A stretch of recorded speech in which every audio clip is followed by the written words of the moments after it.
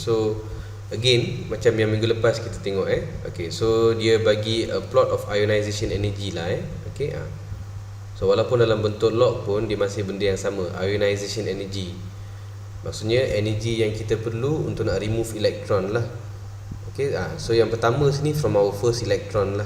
Okay, first electron, second electron, third electron.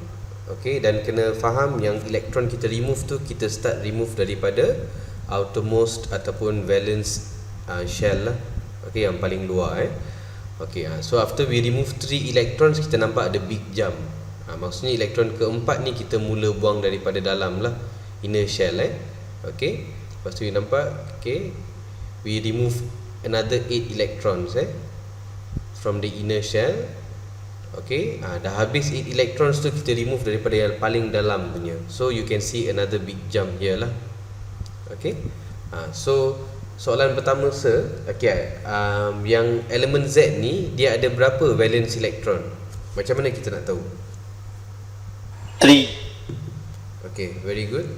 Sebab kita tengok daripada bawah okay, 1, 2, 3, and then we have a big jump for our fourth electron. So maksudnya dekat luar kita ada 3 lah.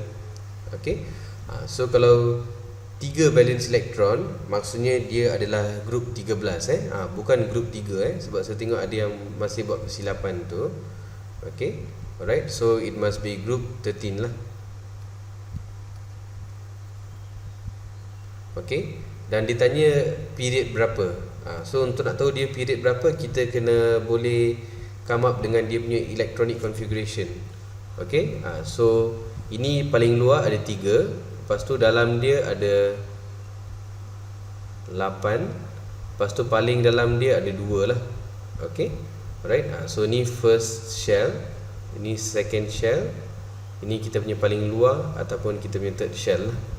So you kena tahu dia adalah period 3 okay, tapi kita boleh buat dia punya electron configuration pun. Paling dalam ada 2, so 1s2. Okay, lepas tu second shell ada 8, 2s2, 2p6, and then lepas tu third shell ada 3. So kena ingat macam mana nak trace electron configuration, dia punya order tu semua pastikan betul. Okay, so period 3.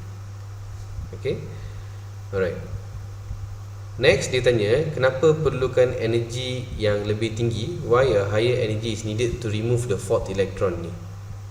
Ni fourth electron kita. Sebab apa? We remove it from inner shell lah. Okay, inner shell ni yang ada 8 elektron ni dia stable, macam noble gas lah. Okay, dia stable dia punya configuration macam noble gas. Okay, so you explain lah why higher energy is needed to remove the fourth electron. Okay, so higher energy is needed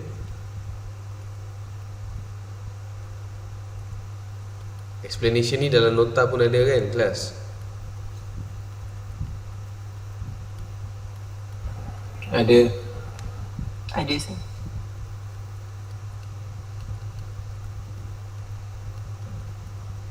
I'll just quickly write it down for you lah. To remove the fourth electron, because it is removed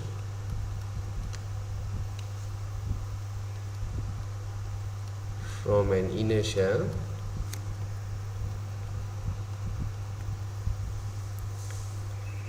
which has a stable noble gas configuration. So always use the same term which has a stable noble gas configuration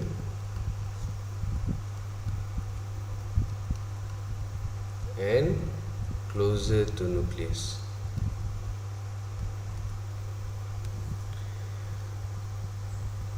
Okay, boleh kelas so far?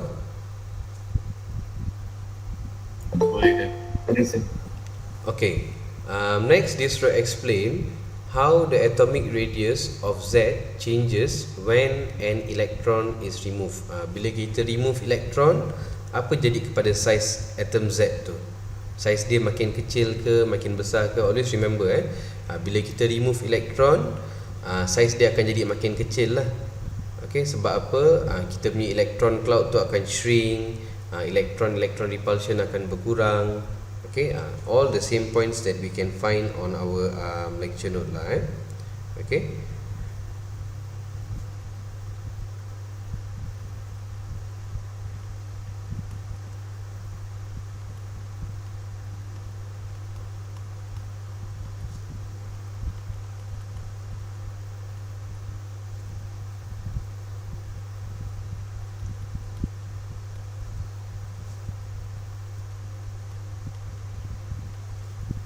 So becomes smaller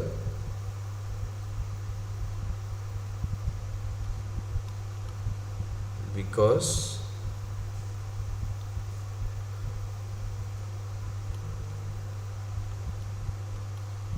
when electron is removed,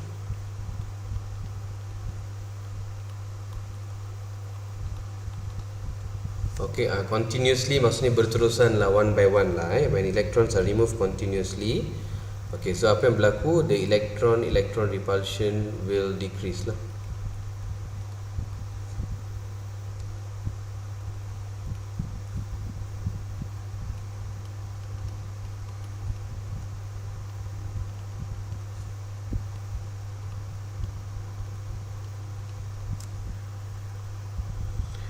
Okay, so bila electron repulsion decrease, attraction antara elektron yang tinggal dengan nukleus akan jadi stronger lah. Okay, the attraction of nucleus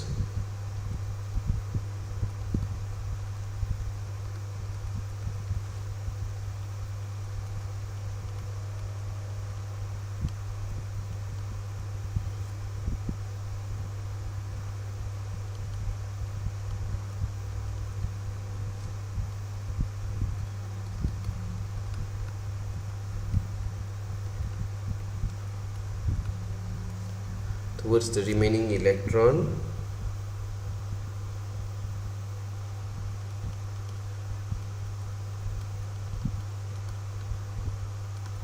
become stronger. So apa yang berlaku? Atomic radius dia akan jadi makin kecil. So just ikut flow tu. Sorry.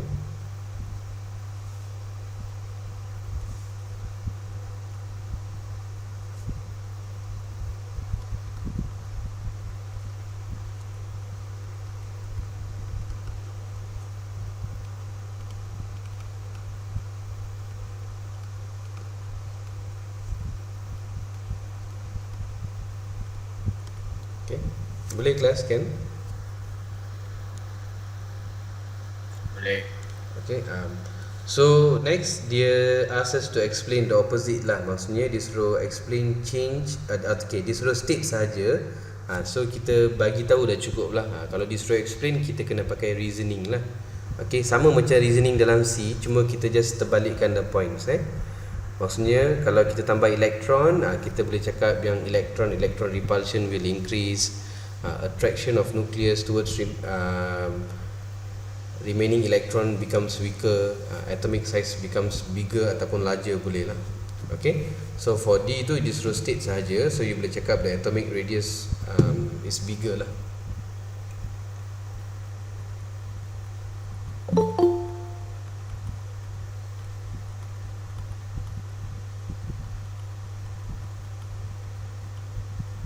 Okay, so last kali dia suruh state oxidation number of Z ion. Maksudnya kalau Z tu membentuk ion, apa dia punya oxidation number? Okay, so kena ingat sesuatu elemen tu dia akan release elektron ataupun terima elektron supaya dia dapat susunan octet lah. Okay, ataupun stable noble gas configuration yang berakhir dengan NS2 NP6 lah. Maksudnya luar dia akan ada 8. Okay, kalau kita tengok configuration dia berakhir dengan 3s2 3p1 lah. So kita ada dua choice, sama ada dia akan buang 3 ni, okay, ataupun dia terima lagi 5. So which one yang dia suka? Yes, betul. Yang lebih kurang Okay, so kalau dia remove 3 elektron tu, dia akan jadi charge positif 3 lah. Okay, so clear class so far? Boleh? Boleh. Okay. Okay. Alright. Okay, yang this one, the next question ni, they ask us to sketch a plot of the ionization energy. Okay, dia nak kita buat sendirilah untuk oxygen atom against the number of ionization. Maksudnya setiap satu elektron yang kita remove daripada oksigen tu, macam mana kita expect dia punya trend tu. Okay, alright. So dia suruh sketch a plot of ionization energy against the number of ionization. Okay, so kita boleh buat macam ni lah. Okay,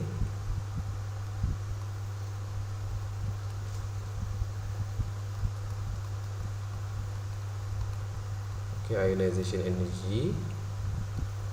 Okay, unit dia kita pakai kilojoule per mole lah. Okay, against number of ionization. Number of ionization maksudnya setiap satu elektron yang kita remove tu, okay, considered as one ionization lah. Okay,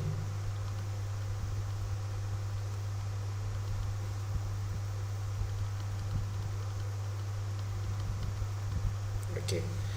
So before kita proceed, kita kena tahu dululah oksigen punya electron configuration berapa. Okay, so kalau oksigen dia punya proton number berapa kelas? 8. Okay, betul. So configuration dia 1s2, 2s2, 2p4. Okay, so apa yang kita akan expect? Okay, shell paling luar ada 6 lah. Lepas tu dalam tu ada lagi 2. Okay, so setiap kali kita remove, each electron yang kita remove, memang kita perlukan energi yang lebih tinggi lah. Kita kena boleh tahu dekat mana berlaku big jump tu. Okay, so dekat luar dia ada 6. Bila kita remove elektron yang ke-7 dekat dalam 1s tu, kita akan expect untuk dapat kita punya big jump lah. Okay, so dia punya plot tu, you draw something like this pun boleh. Okay, so first kita label the numbers dulu lah. Kita ada 8 elektron kan, 1, 2, 3, 4, 5, 6, 7, 8. Okay,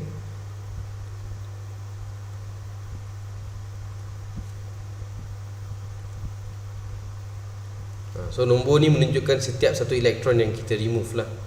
So we should expect yang 6 pertama tu memang akan meningkat macam secara linear lah.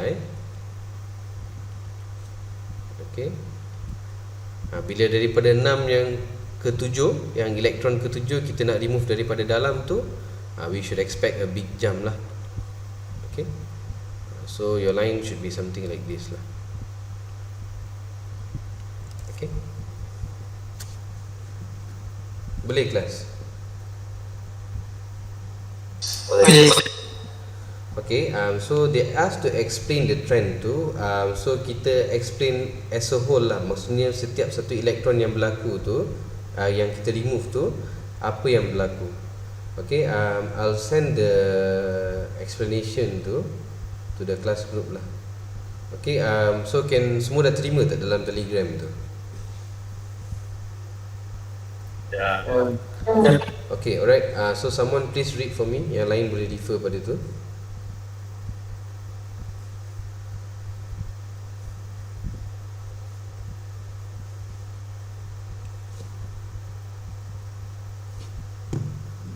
Baca ke? Ya, baca.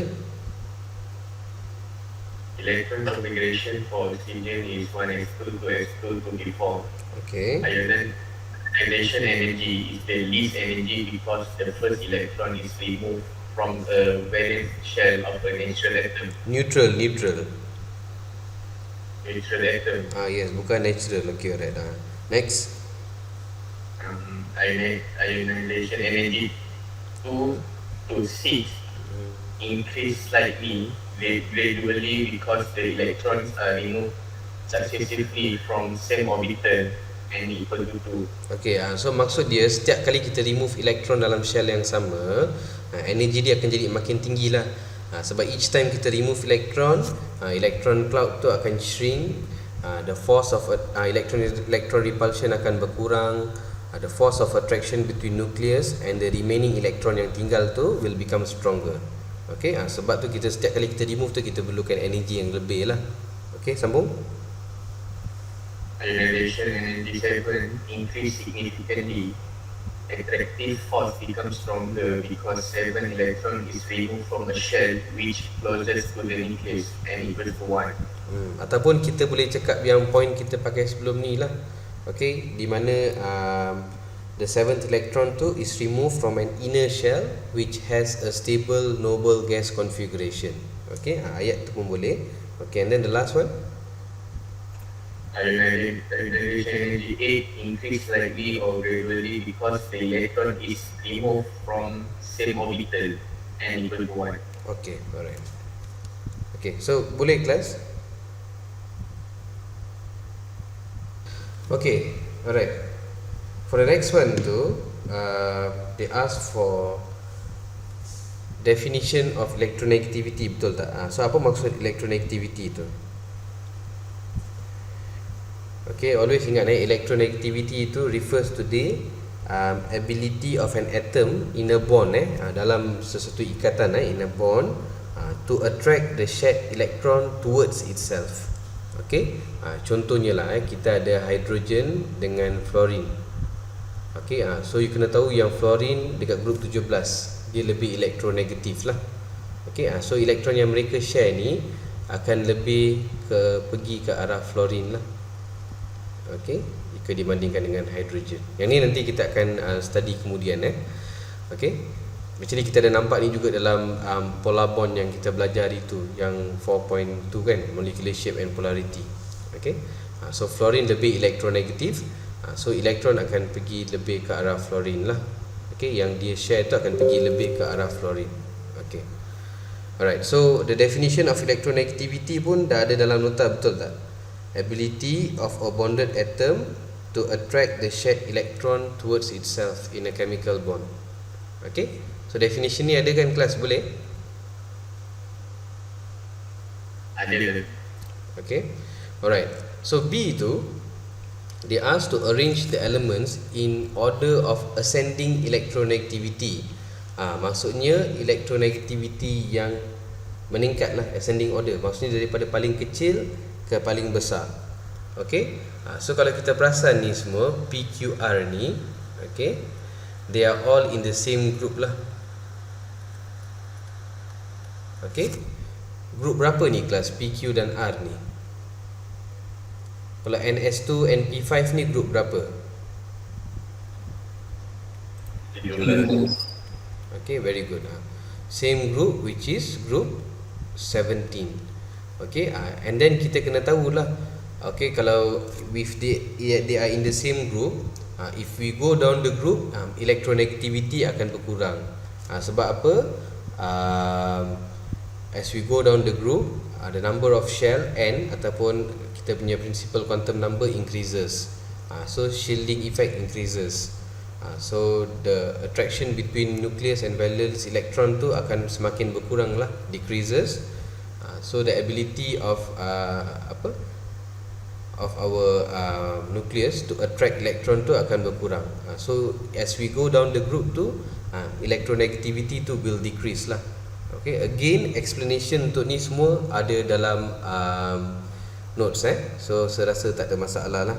Okay, so you kena tahu electronegativity yang paling kurang adalah yang paling bawah, iaitu our R lah. Okay, followed by Q and P. Okay, so and one more thing so macam dalam assignment pun dia suruh arrange ikut order kan, ascending ke descending. So kalau ascending, ingat dia daripada paling kecil ke paling besar, so kita akan pakai simbol yang less than ni. Okay, kalau descending pula daripada paling besar ke paling kecil lah, kita akan pakai simbol more than macam ni. Okay, alright, boleh kelas?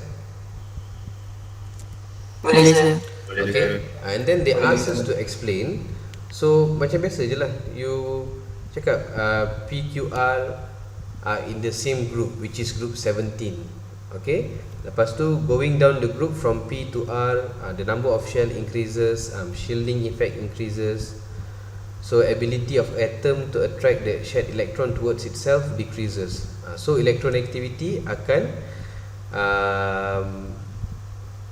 electronegativity of R ni is smaller than Q, Q is smaller than P. Macam kita buat soalan assignment je, explanation dia tu. So boleh kelas? Can? Boleh. Okay. And then part C ni they ask to explain variation in electronegativity, okay, across a period. Maksudnya across a period macam mana electronegativity tu. So by right, going across a period, electronegativity tu should increase lah.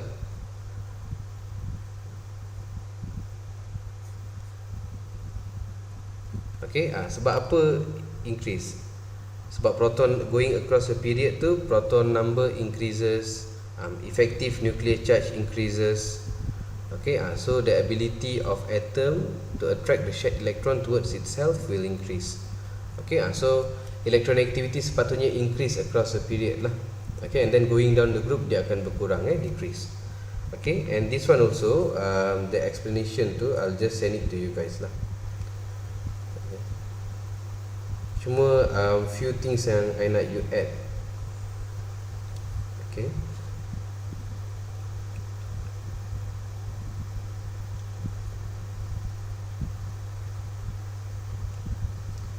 Okay, semua dah terima dah?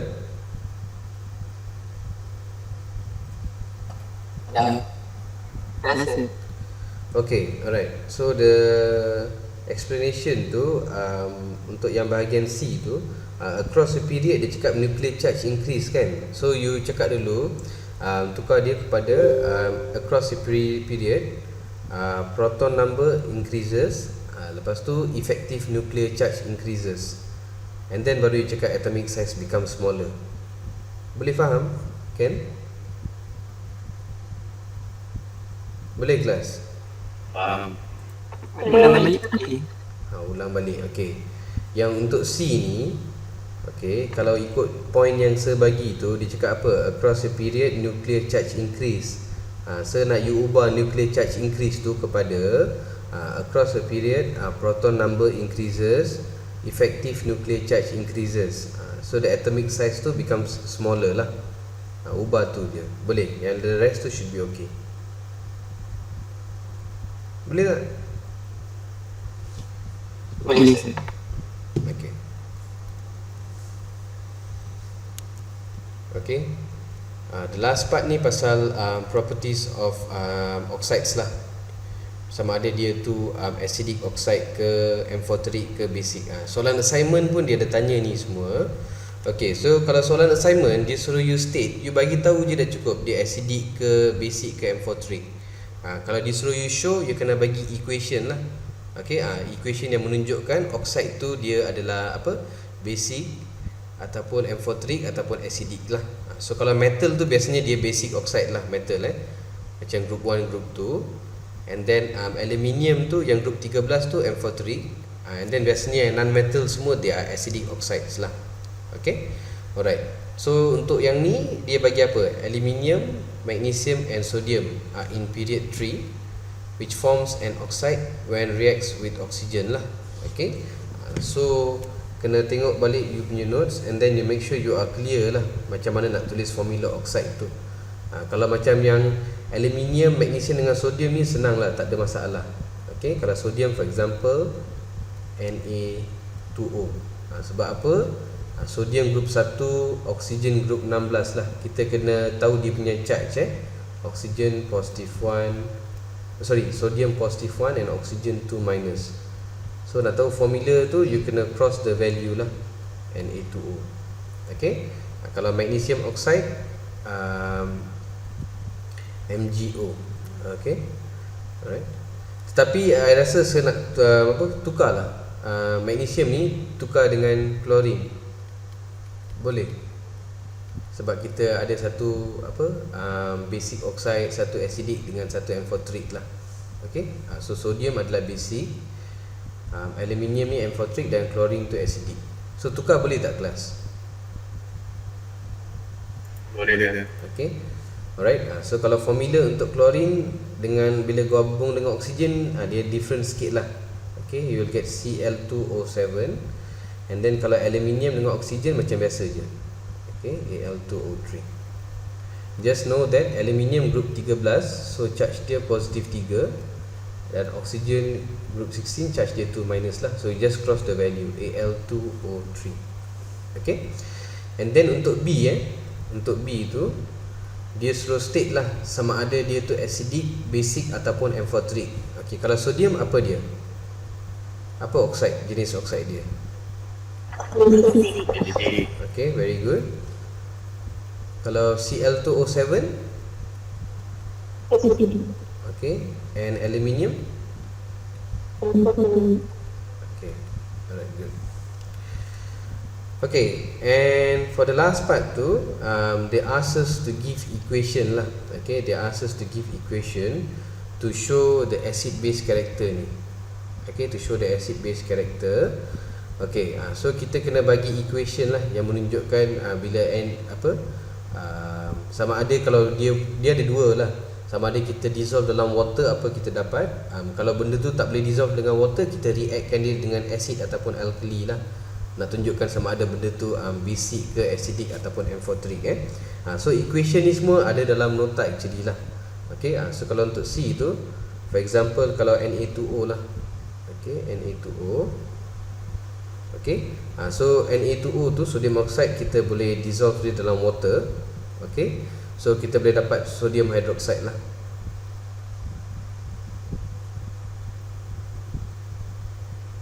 Okay, metal oxide dia solid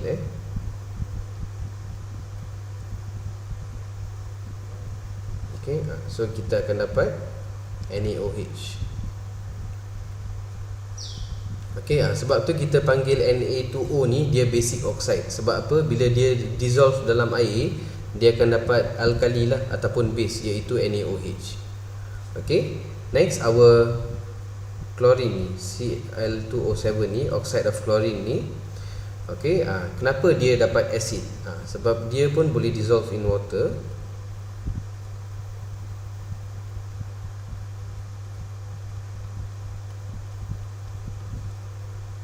To give us HClO4 lah. Okay. Okay. So saya nak nanti bagi tahu apa nama asid ni, HClO4 ni. Okay. Alright. It's an acid lah. Okay. So make sure to balance it lah. You kena tambah 2 dekat depan sini, and then semua akan balance lah automatically. Okay. And then last sekali, kalau aluminium oxide tu, okay, aluminium oxide dia amphoteric, maksudnya dia boleh react as an acid and as a base. So kita buat one by one first. Pertama kita buat as a base lah. Okay, bila aluminium oxide bertindak sebagai base, maksudnya dia boleh react dengan acid. Itu maksud dia. Okay. So again, kalau metal oxide dia adalah solid lah. Okay, dia react dengan HCl. Okay. Then if you can recall back, okay, we akan dapat salt and water lah. Okay, salt dia aluminium yang positif ni daripada kita punya base combine dengan negatif dengan kita punya acid. Okay, so you akan dapat AlCl3 and water. Okay, and then you should be able to balance it also lah. I just give you the final equation yang dah balance Okay, and then dia acts as an acid, maksudnya dia boleh react dengan base lah. Okay, alright. So aluminium oxide again solid.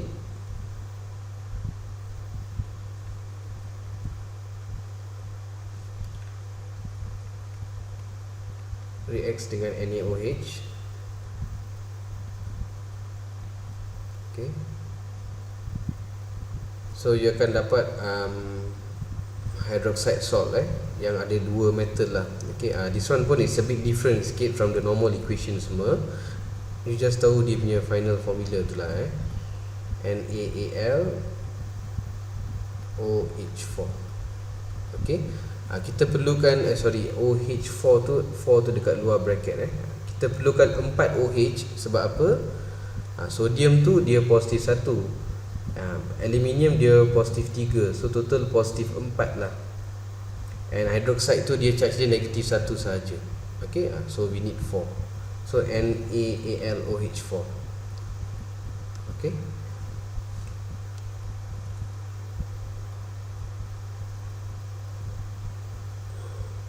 Sekejap. Hold on saya tertinggal something. For this equation ni we need water as well. Okay, so by right so just adjust sikit lah we need water for this one as well. Okay, tak pasal buat dekat sebelah luar ni, tapi nanti you masukkan dekat sebelah dalam equation lah. Boleh faham tak kelas? Boleh sir. Okay, alright. So you need water as well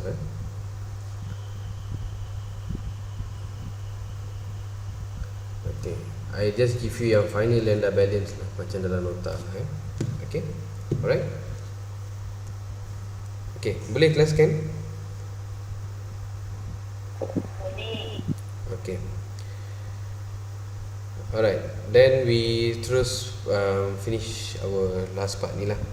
Okay, so pertama sekali dia bagi configuration of element R. Dia suruh state group, period dan block. Okay, so dia group berapa kelas? 3s2 3p4 group berapa? 60. Okay, the rest? 16. Okay, period? 3. Okay, block? Okay, block P Tengok kalau dia NS2 NP something, dia block P Okay, so lepas tu dia suruh give the chemical formula of oxide for element R with an oxidation state of positive 6. Maksudnya ni senang lah. Dia dah bagi tahu R kita charge dia adalah positive 6. Okay, alright. Ataupun kita tak tulis macam ni lah Kita kalau charge tu kita akan tulis sebagai 6 positive Okay, we just follow. Okay, dan oksigen tu kena tahu lah 2 minus. So dia tanya bila R bergabung dengan oksigen dapat oxide, apa formula dia? Okay, so we just cross the value lah, iaitu R2O6. Dan kita tengok boleh tak kita simplify lagi. So boleh, kita boleh bahagikan dia dengan 2. So you should give your final answer as RO3 lah. Okay, boleh kelas? Boleh sir. Boleh sir. Okay. And then next dia suruh kita classify sama ada dia tu basic ke acidic ke amphoteric. So macam mana kita nak tahu? Dia group 16 betul tak? So group 16 tu non metal lah. So non metal apa oxide yang dia akan bentuk?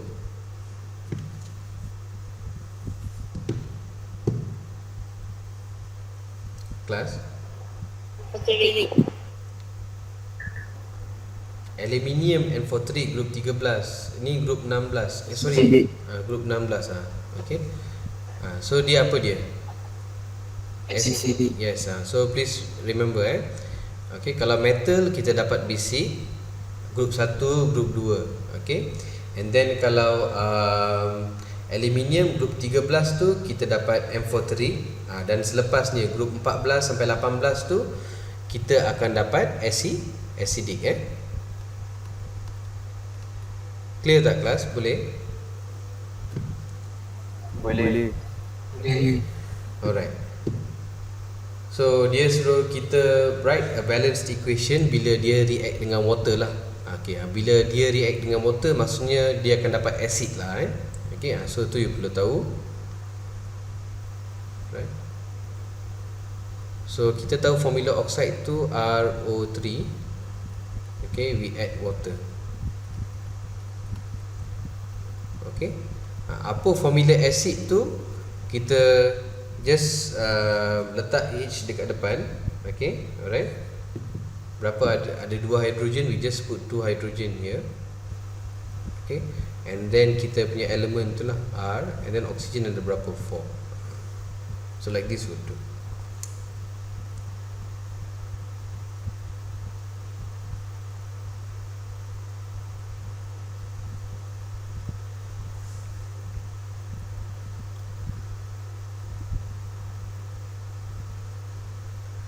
Okay, kan kelas? Boleh? Boleh.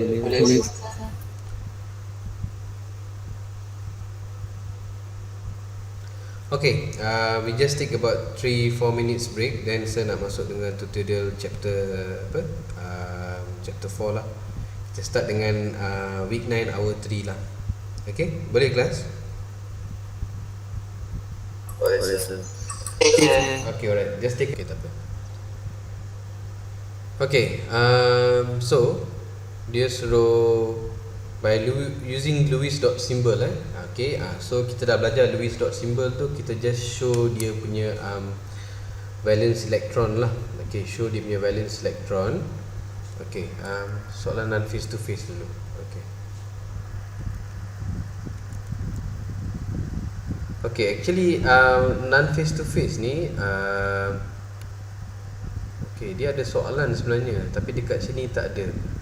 Okay, pertama tu dia suruh explain macam mana ionic bond is formed lah. Okay, okay, soalan pertama tu dia ask to describe how ionic bond is formed. Okay, so I will send it to you guys lah. Okay, soalan dia tak ada kat sini. Okay, soalan pertama tu dia suruh kita terangkan macam mana ionic bond tu terbentuk, di mana metal atom akan transfer elektron kepada non metal atom lah.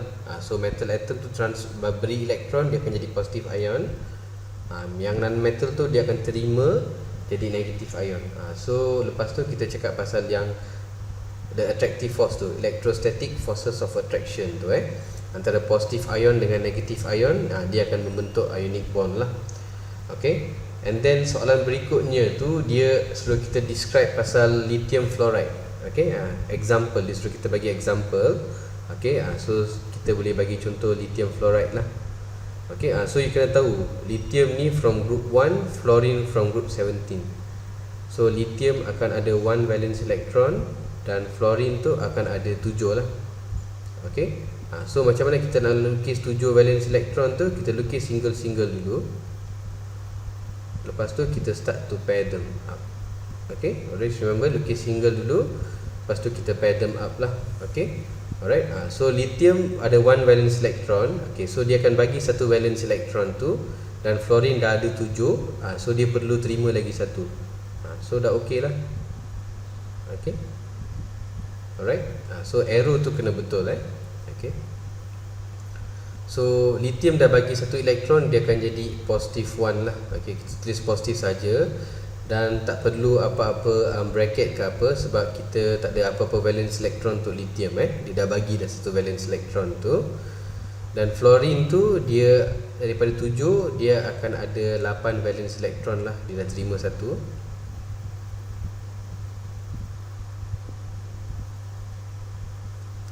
Okay, and dia punya charge is negative 1.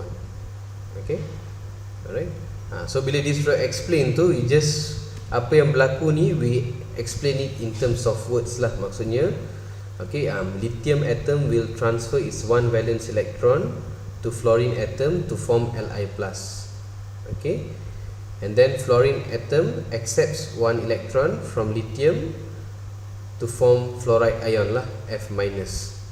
Okay, and then you cakap pasal electrostatic force of attraction ni between Li+ and F- forms the ionic bond. Okay, alright, but don't worry, I will send the explanation to you guys lah. Okay, and then untuk ada lagi satu soalan tu, dia suruh kita explain pasal covalent bond lah.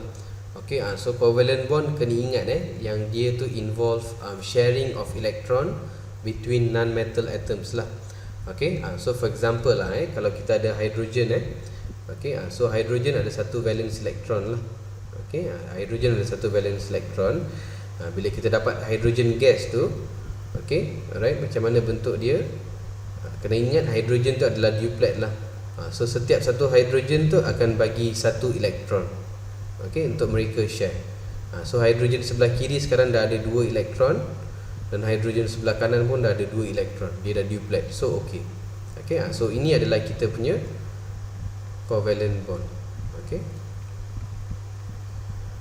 Alright. So I will send the explanation to you guys. Okay, so you guys just masukkan je lah sebagai non face to face. Boleh faham tak kelas?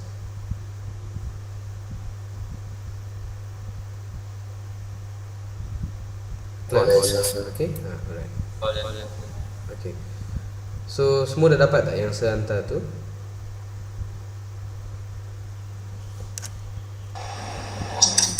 Okay, alright. Dah. So make sure to write exactly the same lah. Okay, and then bagi yang contoh tu, kalau you nak bagi contoh lain, you nak pakai ayat lain pun boleh je. Tapi dia punya apa, the way of explanation, it's all the same lah. Okay. Alright. And then untuk face to face week 9 third hour, pertama dia suruh explain pasal ionic bond lah. Okay, so ionic bond kena ingat. Okay, ada metal atom, ada non-metal atom. So kita kena tahu berapa valence elektron dan transfer of electron tu macam mana, arrow tu, dan lepas tu produk kita macam mana. Okay, alright. So biasanya tak ada masalah sebab daripada formula tu kita dah boleh tahu berapa magnesium kita perlukan, berapa bromine kita perlukan. Okay, so for example kalau macam magnesium bromide kan, magnesium group berapa kelas?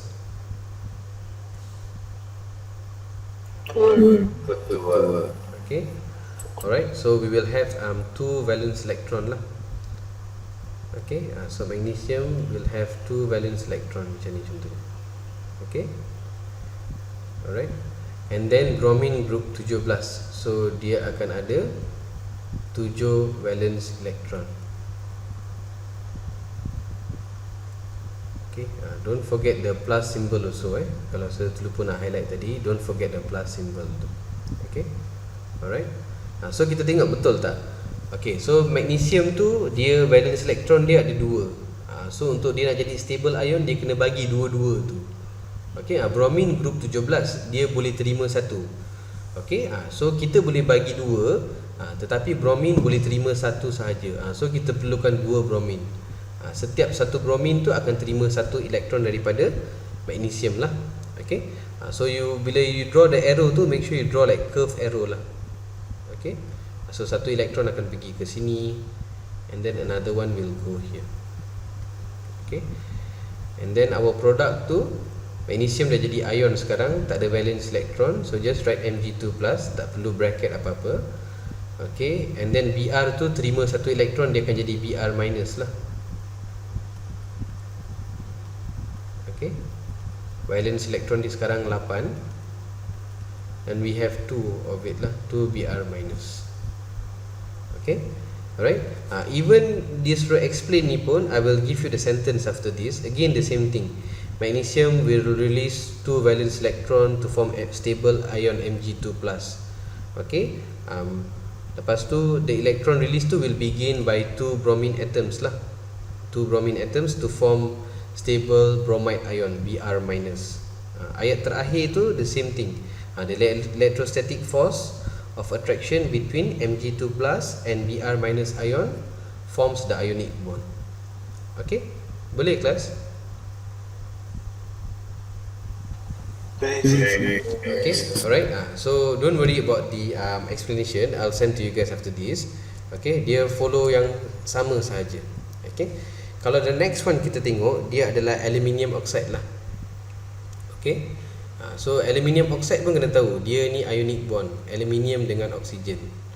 Okay, dia mungkin nampak tricky sikit sebab apa? Ada 2 aluminium dan 3 oksigen lah. But again, you just draw as usual ni. Okay, so apa kita buat? Kita lukis dulu 2 aluminium macam ni. Okay, dan valence elektron dia tu adalah 3. Okay, dan kita perlukan 3 oksigen. Okay, and then oksigen kena tahu valence elektron dia adalah 6 lah. Okay, so always remember, lukis single-single dulu baru you start to pair them up. Okay, Dan yang single tu you letak dekat sebelah yang menghadap dengan aluminium lah. Senang sikit you nak lukis dia punya arrow nanti. Okay. Alright. So aluminium ada 3 valence elektron. So untuk dia nak membentuk ion yang stabil Al3+, dia kena bagi 3 valence elektron tu lah. And then oxygen group 16, dia boleh terima 2. So nak balance both ni, kita perlukan 2 aluminium dan 3 oxygen. Okay, make sure your arrow tu is correct lah. Kita just ikut order je. First kita daripada sini pergi ke sini. Okay. And then from here, alright. And then yang ketiga ni akan pergi yang ke bawah sini pula. Okay, ataupun saya lukis daripada sebelah atas lah tak ganggu nanti. Dia tak kisah pun macam mana, just as long arrow tu curve, okay, dan position arrow tu betul lah, dia ke mana, elektron mana. Okay. And then yang ni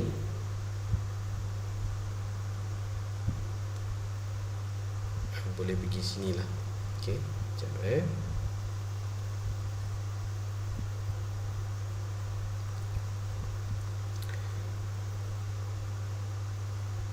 Okay. And then balance 2 tu akan pergi ke oksigen yang terakhir. Okay, one will go here, and then another one can pergi sini lah. Okay. Okay, in terms of product, kita ada Al tu bagi 3 elektron, dia akan jadi 3+. So we have 2 of it. And then oksigen, dia terima 2 elektron. Setiap satu oksigen tu terima 2 elektron, dia akan jadi 2-. Dan kita ada 3 oksigen. So we will get 3 O2-. Okay. So boleh kelas kan? Boleh sih. Boleh. Okay. Alright. Okay. The last one tu dia minta untuk barium oxide lah. Okay. Alright. So kena tahu barium dia adalah group 2.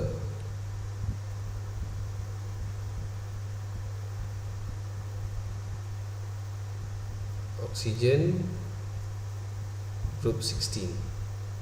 Okay. So okay, sebab apa? Barium boleh bagi 2 dan oksigen perlu 2. So satu-satu dah cukup lah. So one can go here. Alright. And another one will go here. So barium bagi 2 elektron will have a charge of 2+, and oxygen receives 2 electron will have a charge of 2-. Okay. Alright. So again explanation dia sama je. So pertama kita cakap pasal metal tu, berapa elektron yang bagi. Okay. Barium atom atau barium atom tu loses 2 of its valence electron to form a stable ion Ba2+. Okay, the 2 electrons are gained by one oxygen atom to form stable O2- ion. The electrostatic force of attraction between Ba2+ and O2- forms the ionic bond. Ayat terakhir tu sama je. Okay. Alright. So clear class, boleh? Boleh. Okay. Okay. So I will send to you the explanation tu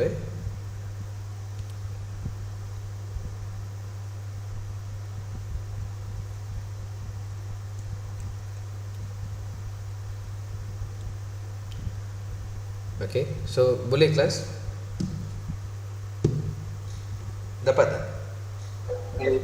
Dapat. Okay. Dapat. Alright. So I give you 1-2 minutes. Okay, so go through the explanation first.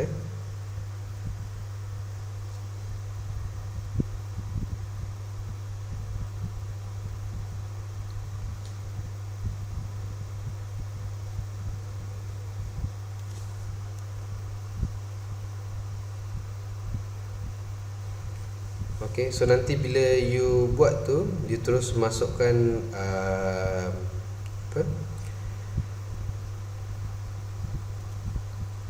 explanation sekali yang saya bagi tu. Yang penting tahu macam mana nak lukis kalau ionic bond, Macam mana nak pakai Lewis dot symbol tu kita just tunjuk bilangan valence elektron sahaja, and then berapa metal atom kita perlu, berapa non metal atom kita perlu. So untuk tu kita kena tahulah metal atom kita boleh bagi berapa elektron, non metal atom kita boleh terima berapa elektron. Okey, arrow tu kena betul. And then produk kita tu positive ion tak ada bracket lah. Sebab apa? Dia dah beri semua valence elektron dia. So tak ada apa-apa dot kat luar untuk metal atom lah. Okey. Kalau non metal atom pula, dia akan terima elektron. So kita lukis total valence elektron tu. Biasanya 8 lah kat luar. Okey. And then kena ada square bracket dan dia punya charge. And then berapa bilangan dia Kalau 1 tak perlulah. Okey.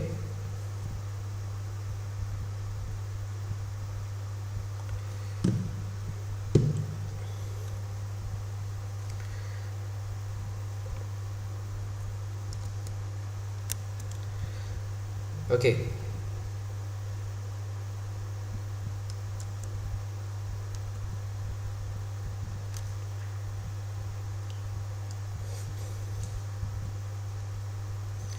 Okay, for the next part tu, they ask to show using Lewis dot symbol, show the sharing of electrons. Maksudnya dia adalah merujuk kepada covalent bond, sharing of electron. So you kena tahu covalent bond lah. Okay, untuk Cl2 H2S dan C2H2. Okay, Cl2, okay,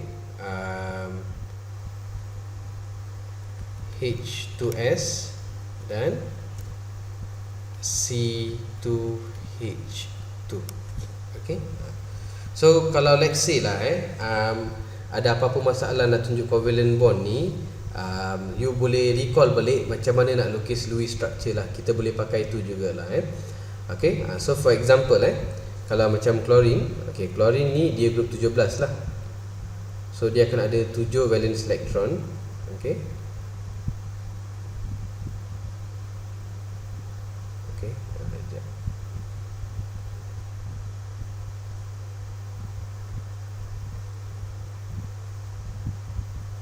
Okay. And then another chlorine tu kita boleh pakai cross lah, just nak tunjuk beza tu. Okay. Alright.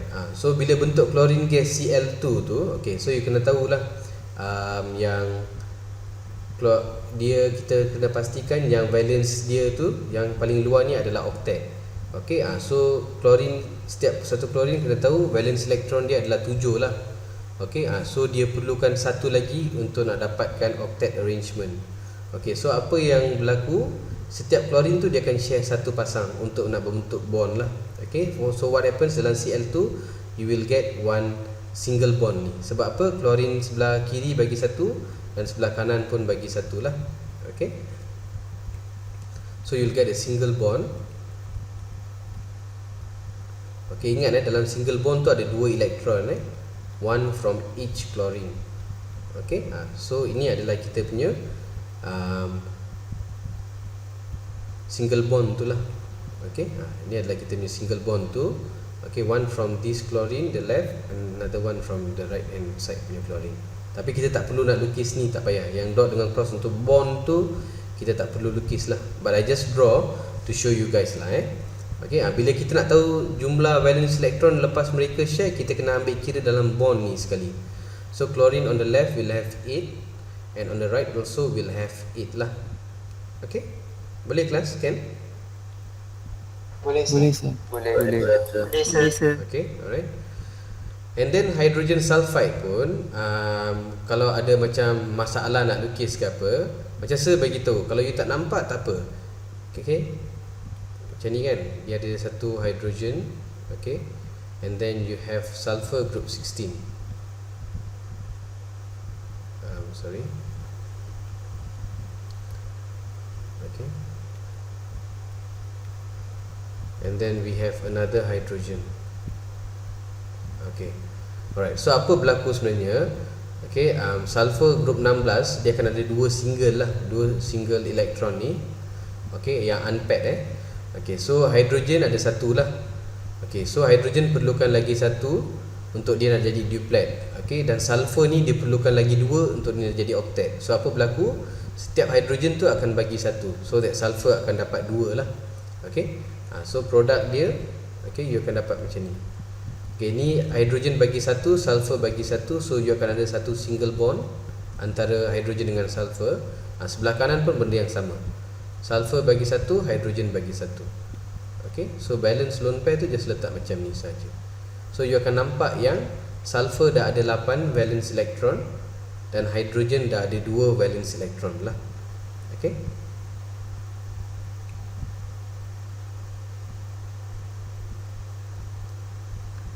Kalau macam ni susah nak nampak, kita ikut cara yang kita lukis Lewis structure macam biasa. Maksudnya hidrogen dia dekat group 1 atas So dia ada 1 valence elektron, kita ada 2.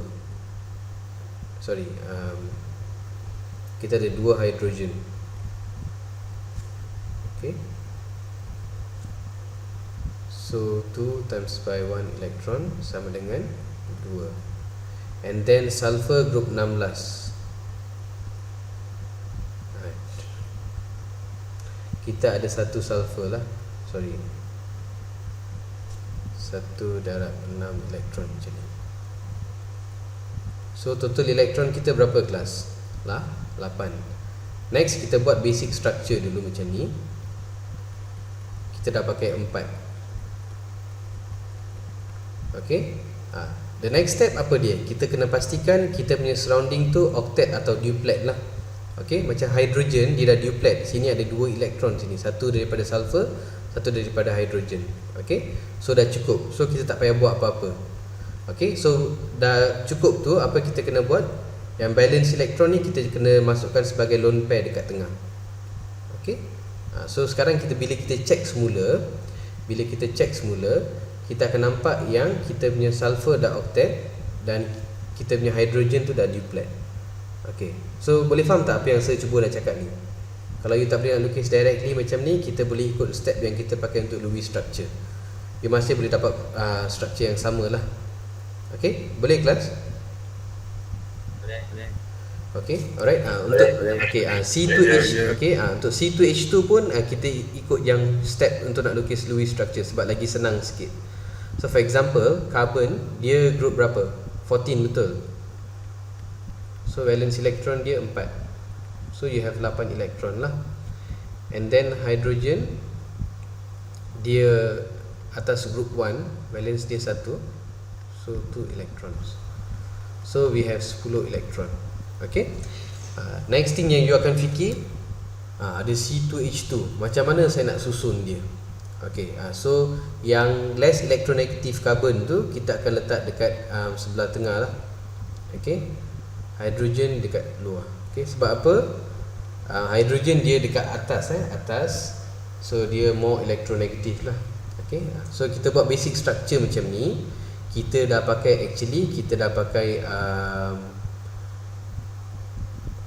6 elektron lah 6 elektron. So balance ada 4 elektron. Okay. So apa yang kita akan buat, kita mungkin boleh letak sebagai lone pair dekat tengah macam ni lah.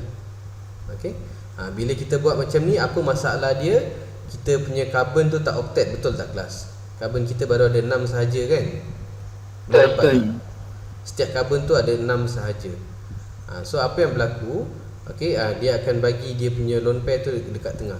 Setiap carbon tu akan bagi satu lone pair ni dekat tengah. So now if you see, around each carbon nanti akan ada 8 elektron. Okay. So kalau you tak boleh nak lukis macam biasa, you boleh pakai step yang you pakai untuk lukis Lewis structure tu. Okay, tinggal kosong lah. Okay, so ni adalah Lewis structure untuk C2H2. Okay, boleh kelas kan?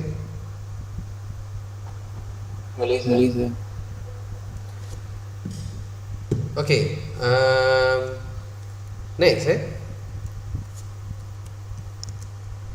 the last part ni, untuk yang face to face ni, week 9 hour 3 ni, dia suruh kita explain pasal dative bond.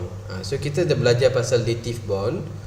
Okay, dative bond maksudnya dia share elektron juga, tetapi dua-dua elektron tu datang daripada satu elemen sahajalah.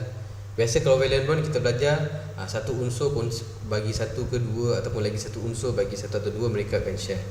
Kalau dative bond tu, elektron yang mereka share tu dua-dua datang daripada satu unsur sahajalah. Okey.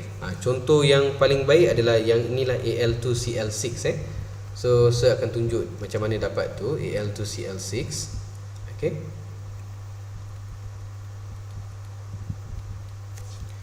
Okey. So first thing kena tahu yang Al2Cl6 ni okey, dia dapat daripada mana? Okey, okey. So Al2Cl6 ni okey, walaupun okey aluminium tu metal, klorin tu non metal. So mungkin kita fikir logik dia adalah ionic bond. Tapi saya dah tunjuk minggu lepas, kalau you tengok balik nota bila aluminium dengan klorin tu you dapat AlCl3 tu. Okey, bila dua AlCl3 combine, okey, mereka akan bentuk covalent bond lah. Okey, covalent bond ataupun dative covalent bond. Okey, macam mana? Okey, so bila kita lukis Lewis structure aluminium chloride AlCl3, okey, saya terus lukis dia punya structure lah. You boleh work out the Lewis structure pun, tak ada masalah. AlCl3, okey, you will see that inilah yang paling stabil untuk AlCl3. You tak payah nak cuba octetkan aluminium tu Sebab apa? Kita dah belajar aluminium tu apa? Incomplete octet. Okey, so macam beryllium, boron, aluminium semua mereka adalah incomplete octet. So walaupun dia punya aluminium ni keliling dia tak cukup 8, tak apa, ini yang paling stabil lah. Okey. So saya buat macam mana? Okey, saya lukis macam ni.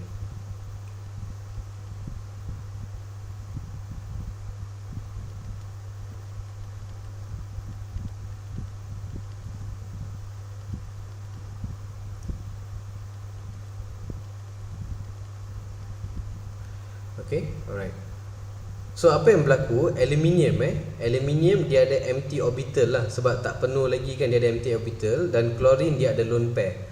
So apa dia akan bagi? So apa yang akan berlaku? Klorin akan bagi dia punya lone pair ni kepada aluminium. Okay. Yang sebelah sini pun sama, klorin akan bagi lone pair dia kepada aluminium.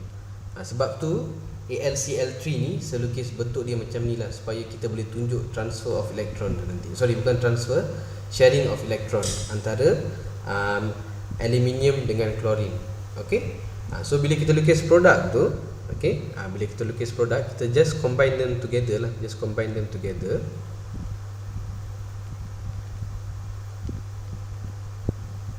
Okey.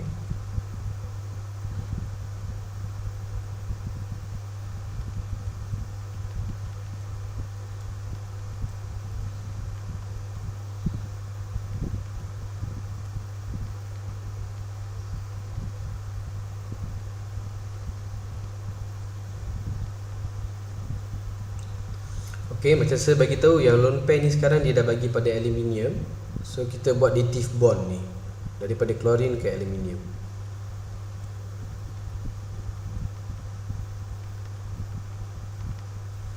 Okay. Ni pun sama. Yang lone pair ni dia akan bagi ke aluminium. So kita buat dative bond tu daripada klorin ke aluminium. Macam ni. Okay. So ini adalah kita punya dative bond. Alright, our dative bond. Okay. Boleh kelas? Boleh. Okay. So ingat aluminium bila gabung dengan klorin sahaja yang kita boleh dapat covalent bond macam ni, ataupun dative bond. Kalau aluminium dengan fluorine ke apa, dia ionic bond macam biasa. Okay, so always remember pengecualian adalah untuk AlCl3 ni. Okay, dia takkan bentuk ionic bond, tetapi dia akan bentuk covalent bond lah. Okay, apa yang berlaku? Dua AlCl3 akan bergabung macam ni. Okay, to give us Al2Cl6 ni. Okay, sebab apa? Aluminium dia ni incomplete octet, so dia ada empty orbital lah untuk dia nak terima elektron. Dan klorin pula dia ada lone pair of electron lah. So dia boleh bagi elektron tu kepada aluminium untuk bentuk kita punya dative bond. Okey. Dan arrow ni menunjukkan apa dative bond. Lone pair tu daripada klorin ke aluminium Okey kelas, boleh? Boleh sir. Okey. Okey, ada soalan apa-apa so far?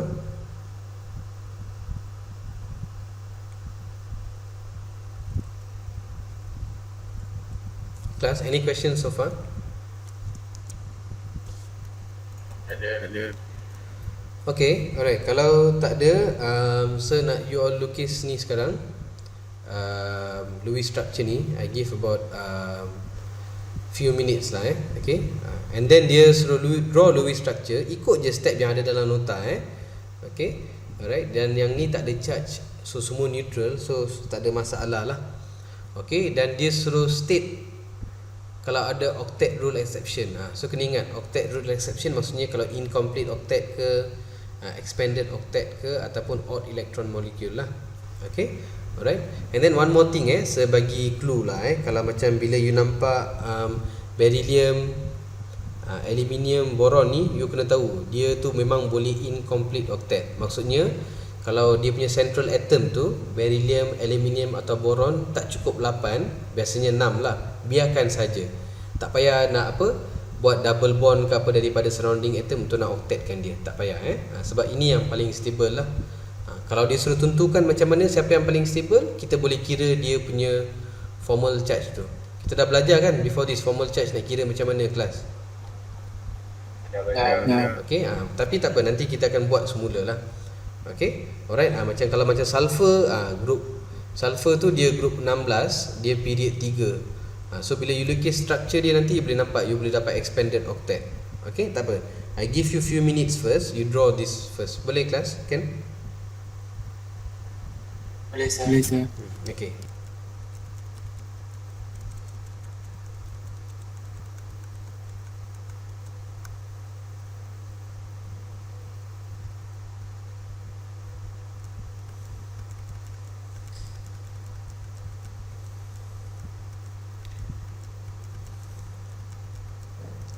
Okay, kalau exception to octet rule tu ada dekat slide dekat bahagian terakhir lah. Okay, siapa yang boleh incomplete octet? Beryllium, boron, aluminium. Contohnya kalau BeH tu macam ni structure dia. So BeCl tu pun sama je lah. Okay, alright. Kita boleh tentukan contohnya kalau BF3 macam yang dalam nota ni. Okay, kenapa structure yang semua single bond walaupun boron ada 6 sahaja, itu yang paling stabil. Macam mana kita tahu? Kita kira dia punya formal charge. Kita boleh compare. Kalau kita letak double bond satu nak octetkan boron dengan tak letak double bond tu, incomplete octet, kita akan tengok yang incomplete octet ni yang paling stabil. Formal charge dia semua kosong. Kita boleh kira. Okay, alright. And then kita boleh bagi reasoning also kenapa BF3 yang dengan single bond ni semua incomplete octet untuk boron ni yang paling stabil, because it has all zero formal charges lah. Okay. And then siapa yang boleh expanded octet? Okay. Biasanya memang period 3 dan ke bawah lah. Okay, period 3 and below. And dia ada empty 3D subshell. Okay. Macam sulfur. Okay, macam sulfur for example. So just bagi dia punya configuration lah. Okay. Kita cuba selesaikan ni, and then I think I'll release you guys lah after this. So we try to complete it as quick as possible. So for example kalau macam untuk beryllium tu, okay, so beryllium group berapa kelas?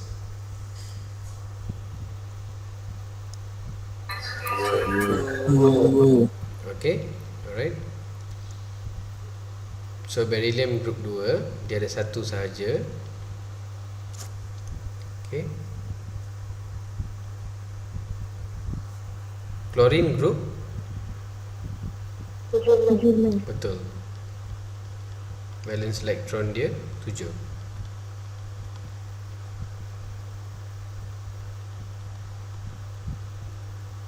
Okay, next kita buat apa? Totalnya 16 elektron. Kita lukis dulu basic structure. Okay, so macam Sir bagi tahu, bila you nampak beryllium je, you dah kena tahu dia ni incomplete octet lah. Okay, so untuk basic structure ni kita dah pakai 4 elektron kan, sebab kita buat 2 single bond tu. Valence tinggal 12. Okay, so apa kita kena buat dulu kelas? Boleh semua respon tak? Apa kita kena buat dulu?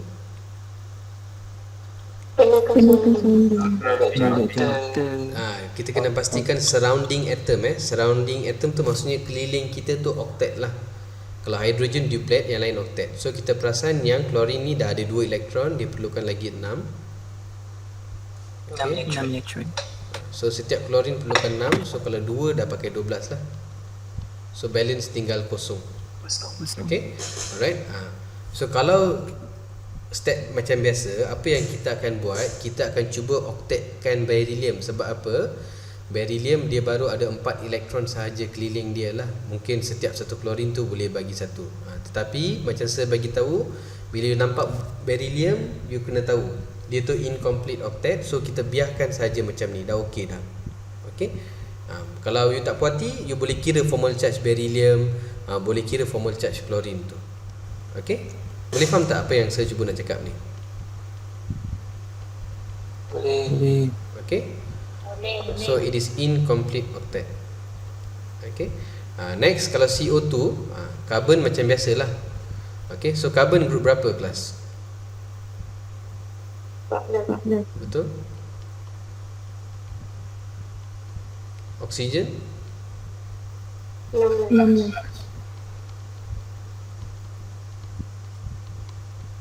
Okay. So again, first thing apa kita buat? Bagi dua, buat the basic structure first. Dah pakai 4 elektron, balance tinggal 12. What we do next, kita kena pastikan kita punya surrounding ni octet lah. Okay. Alright, so kita dah pakai 12 dah. Balance tinggal berapa? Kosong. Okay. So tapi carbon carbon dia kena pastikan dia octet lah. So kalau kita perasan baru ada 4 sahaja.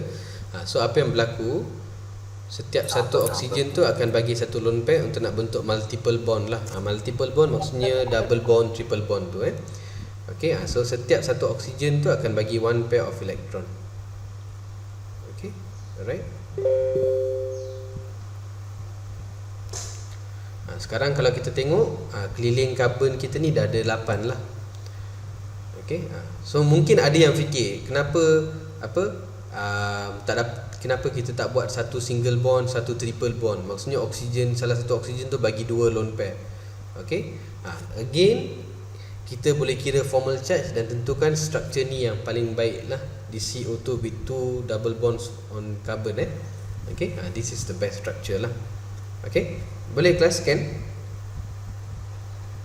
Boleh. Okay, so make sure you are clear dengan formal charge and then yang exception to octet rule tu. Okay, kalau next one apa example dia? AlCl3 betul.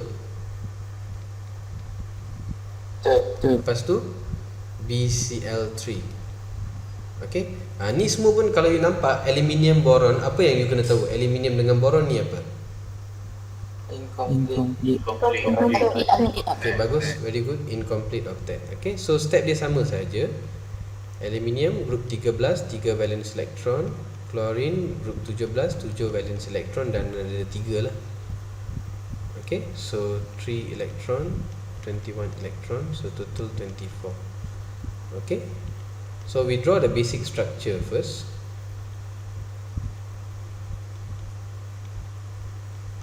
Dah pakai 6, balance tinggal 18. Next kita kena buat apa? Kita kena pastikan kita punya surrounding tu octet lah. Okay, so setiap klorin kena tahu dia dah ada 2 elektron yang dia share dengan aluminium. So dia perlukan lagi 6. Kalau satu klorin perlukan 6, 3 klorin perlukan berapa kelas?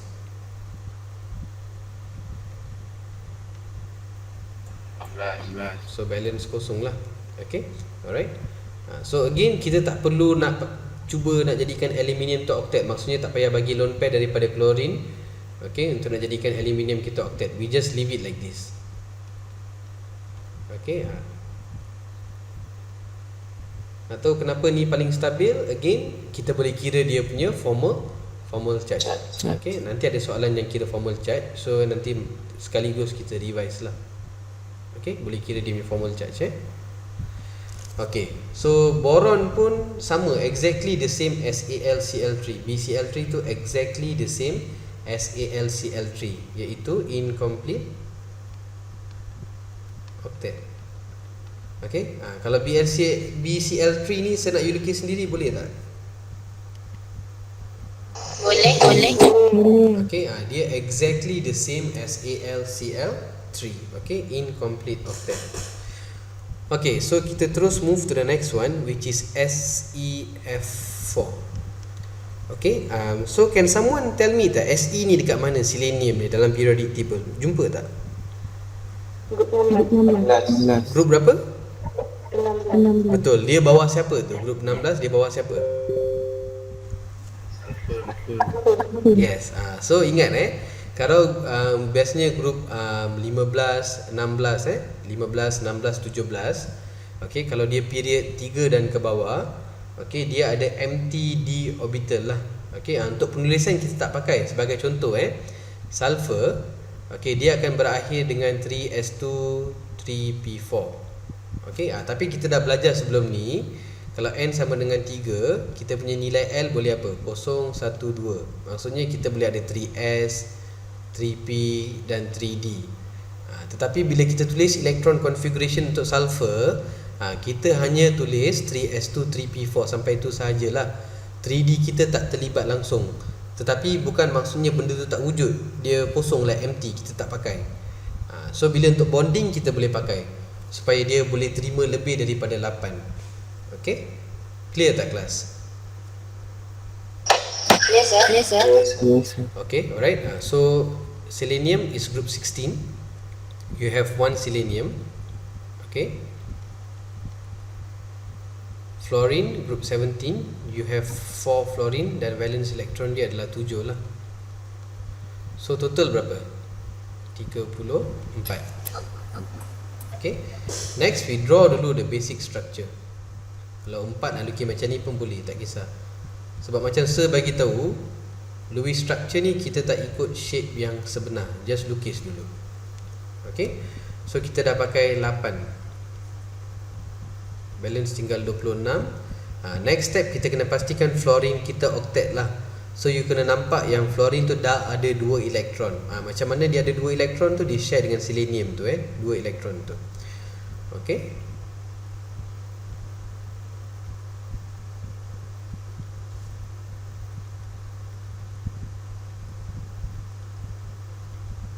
so 1 fluorine kita pakai 6, 4 fluorine kita pakai 24. balance ada 2 elektron. So sekarang balance tu we have no choice but to put as lone pair on our central atom selenium. Okay, sekarang saya nak tanya, ada berapa elektron keliling selenium sekarang? Berapa elektron? 10. 10. Very good. Okay, so dia adalah expanded octet. Dia adalah exception to octet rule, dan exception dia tu adalah expanded octet. Okay, boleh kelas kan? Boleh sir. Okay.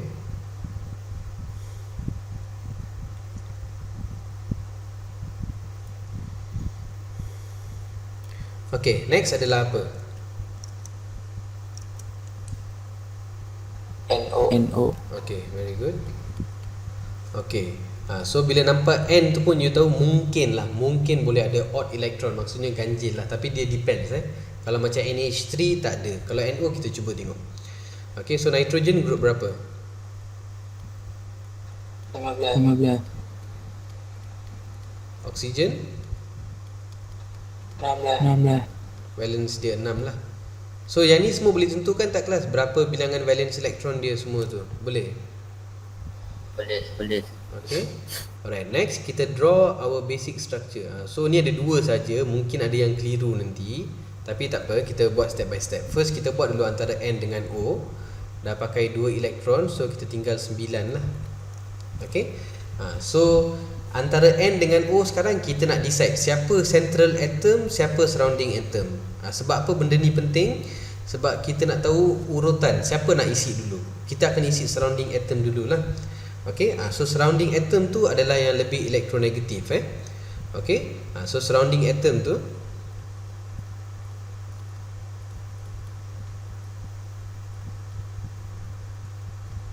more elektronegatif yang sebagai surrounding, yang less elektronegatif yang dekat tengah, kita punya central atom. So kena tahu antara nitrogen dengan oksigen. Nitrogen group 15, sebelah dia oksigen group 16. So oksigen lebih elektronegatif. So apa kita akan buat? Kita akan penuhkan oksigen dulu. So dia dah ada 2, dia perlukan lagi 6.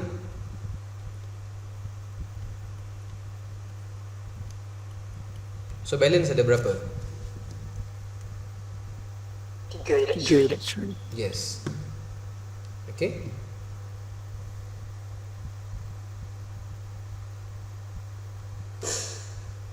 So 3 elektron tu akan pergi kepada nitrogen. Okay, so 3 kan. So 2 pada dekat atas, satu lagi sebagai satu single elektron lah. Kita panggil odd elektron, satu sahaja. Okay. So sampai sini boleh? Boleh.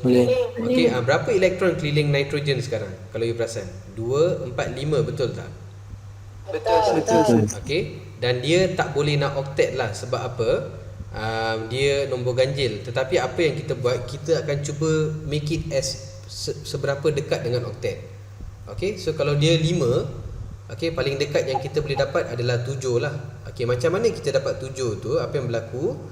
Oksigen tu dia akan bagi satu lone pair. Okay, dan dia datang dekat center sini. Okay, ini adalah odd elektron. Odd elektron. Ini adalah pengecualian kepada octet tu. Okay, boleh faham tak kelas? Boleh tak? Boleh follow? Boleh. Okay. Okay, clear tak dengan saya punya explanation ni? Boleh? Clear. Okay, and then kita ada SO2 next. Okay, bila nampak sulfur pun kena tahulah dia mungkin boleh expanded octet. Okay, so sulfur group berapa kelas? 16. Oksigen? 16. So valence electron dia 6. So draw dulu basic structure. So berapa yang kita dah pakai? Okay. Baik. Alright. So next kita kena buat apa? Kita kena octetkan yang surrounding lah. Dia dah ada 2 oksigen, so diperlukan lagi 6. Okay. So setiap satu oksigen tu perlukan 6. So kalau 2 oksigen kita dah pakai 12. So balance tinggal 2 elektron. Kita letak dekat tengah lah. Okay. Alright.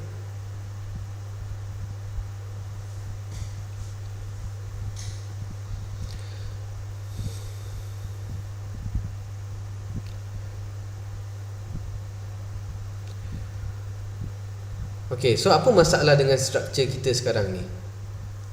Tak otek. Ya, betul. Okay, so actually SO2 ni ada 2 struktur lah. Okay, nanti saya nak you kira formal charge dan bagi tahu saya esok lah. Maksudnya salah satu cara, sekarang sulfur ada 6. Mungkin salah satu oksigen tu akan bagi satu lone pair. Contohnya tak kisahlah sebelah kiri ke sebelah kanan ke. Okay, dia akan bagi satu lone pair dan you akan dapat double bond macam ni. Okay. Dan lagi satu, apa yang berlaku? Okay, dua oksigen tu boleh bagi satu lone pair setiap satu. So you akan dapat 2 double bond macam ni. Okay. Dan you tengok keliling sulfur sekarang ni ada 10. Betul tak? 2, 4, 6, 8, 10. Betul? Betul. Okay, yang 10 ni kita panggil sebagai expanded octet. Okay. So cuba kira formal charge sulfur dengan oksigen. Okay, dalam SO2 yang ada 2 double bond. Okay, dengan SO2 yang ada 1 double bond, 1 single bond. Okay. Boleh tak kelas? Boleh faham? Boleh. Okay. So macam mana nak kira formal charge? Apa formula dia? Apa dia? Dah senyap dah semua. Valence. Number of valence electron, number bilangan, okay, minus, Lone pair. okay, bilangan, bukan berapa pair tapi bilangan, okay, plus half the number of Bond electron. bilangan juga, so kena ingat. So you boleh kira, okay, and then you let me know lah. Alright, and then the last one before we leave, okay, NH3. Okay, so nitrogen group 15, dan hydrogen group atas group 1 lah. Dan ada 3 kan, sorry 3. Okay, so total berapa? 8. Just draw the basic structure first.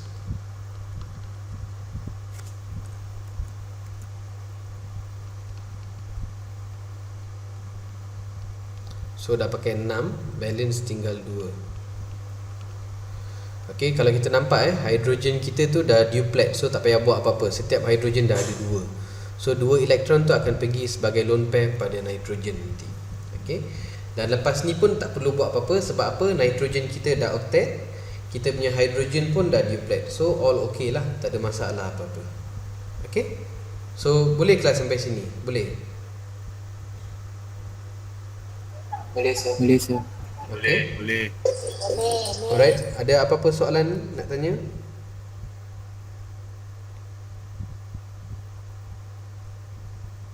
Habis. Okay, so kalau tak pasti ke apa, you can ask me. Okay, nanti saya akan sediakan ruang. Saya akan sediakan ruang untuk nak upload tutorial. Okay, so you submit dulu week 9, hour 1, hour 2 yang chapter 3 then hour 3 tu kita dah masuk chapter 4. Okay, alright. And then untuk first hour week 10 tu you lengkapkan dulu. Nanti kemudian saya akan bagi ruang lah. And then nanti saya akan letak juga ruang untuk yang, ingat tak minggu lepas, like previous lesson tu saya suruh buat apa? Apa dia? Buat table. Yes, betul. Buat table tu buat table yang summary untuk dia punya molecular shape tu. Ada berapa lone pair, berapa bonding pair, okay, electron group arrangement tu. Okay, you nak pakai test pad pun boleh, you nak pakai A4 paper pun boleh. Buat macam horizontal macam tu lah. Okay, so memang benda tu penting alright, yang this table ni. Okay, alright. Kalau macam elektron group 2 tu linear lah. And then kita akan tengok contoh yang mana ada bonding pair sahaja, dua-dua bonding pair, tak ada lone pair. Okay, alright. Kalau 3 trigonal planar, okay, bila ada lone pair nanti shape dia akan jadi lain. Daripada trigonal planar jadi V shape contohnya. Okay, so saya suruh tambah lagi satu kolom, betul tak? Betul. Saya suruh letak apa? Example. Very good. Okay, contoh okay, so buat kemas-kemas. Okay, buat kemas-kemas. And then kalau assignment nanti esok masa lab pun kita bincang lah. Sebab ada few yang dah hantar. Okay, so far semua bagus lah yang hantar tu. Okay, cuma ada minor correction, so saya dah correctkan, saya dah pulang semula lah. Okay, alright. Esok masa lab, esok kalau ikutkan dalam kita punya course outline, esok kosong lah. Kalau untuk lab tu kosong. Okay, so kita akan pakai itu untuk nak bincang assignment sedikit. And then kita akan sambung dengan tutorial terus lah. And then kalau sempat kita akan cover sikit pasal hybrid tu semua. Okay, hybrid tu semua lagi detail sikit. Dia lukis-lukis, tetapi saya akan start daripada basic. So you boleh catch up lah, dan you boleh faham macam mana nak lukis semua lah. Okay.